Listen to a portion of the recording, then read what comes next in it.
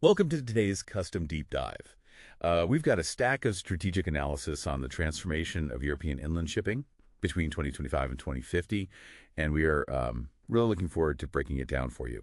Our mission today is to explore how river barges, which is, one of the oldest forms of transport, how they're evolving into this high-tech, zero-emission, autonomous network, and why this invisible supply chain is just so crucial to the global economy. So let's just unpack this. One of the most fundamental shifts we're seeing is that traditional riverboat captains are basically moving to dry land. Yeah, it's a huge shift. The reports outline this transition to level 4 autonomy. Just to be clear on definitions for you listening, level 4 means the ship handles all driving tasks under specific conditions. Like, there is zero human expectation to intervene. Right, and what's really fascinating here is the legal and practical shift making this possible, because the industry is setting up these remote control centers and introducing the NUIC operator. That stands for no user in charge. It's a very practical solution to the severe personnel shortages we're seeing in maritime transport. But it fundamentally rewrites historic maritime laws. Right.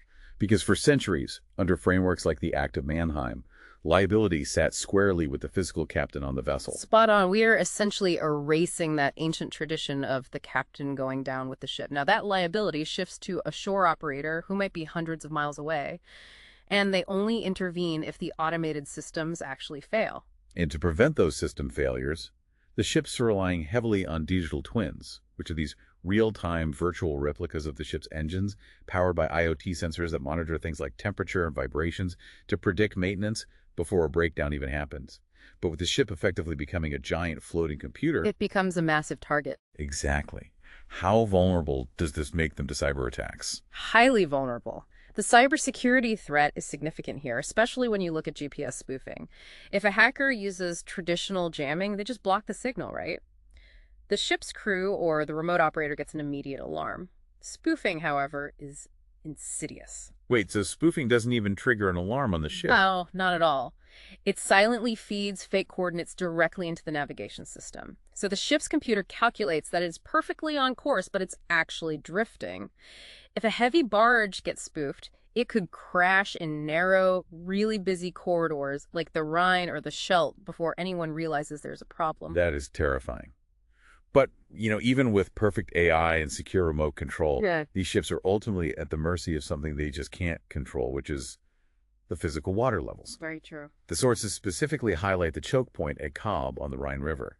Since it's the shallowest point on that route, the water levels there literally dictate the maximum cargo a ship can carry for its entire journey from Rotterdam to Basel. And if we connect this to the bigger picture, the industry is fighting that unpredictability by merging hard infrastructure with AI. They're implementing things called smart locks. These are physical sluices equipped with sensors that talk directly to the AI route optimizers on the ships. The AI then adjusts the ship's speed so it arrives exactly when the lock opens, which saves just an enormous amount of fuel.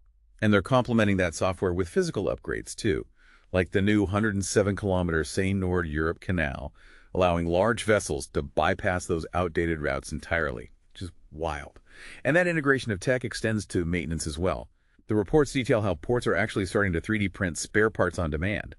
And if something breaks in the engine room, onboard technicians are using augmented reality glasses, like the Microsoft HoloLens. Right, so an expert at a remote hub can guide the repairs live. It's highly efficient, but we do have to ground this in economic reality.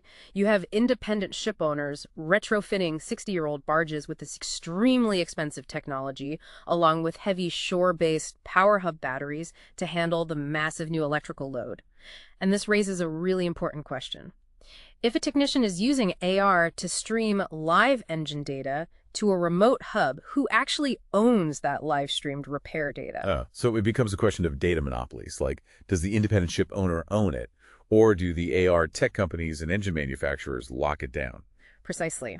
As these ships generate more critical data, control over that information becomes just as valuable as the physical cargo itself. So what does this all mean for you listening? We're looking at a complete paradigm shift here, moving from the physical act of moving cargo to the digital act of managing data, remote fleets, and AI-optimized waterways. It's a total reinvention of the supply chain from the riverbed up. Which leaves us with this final thought.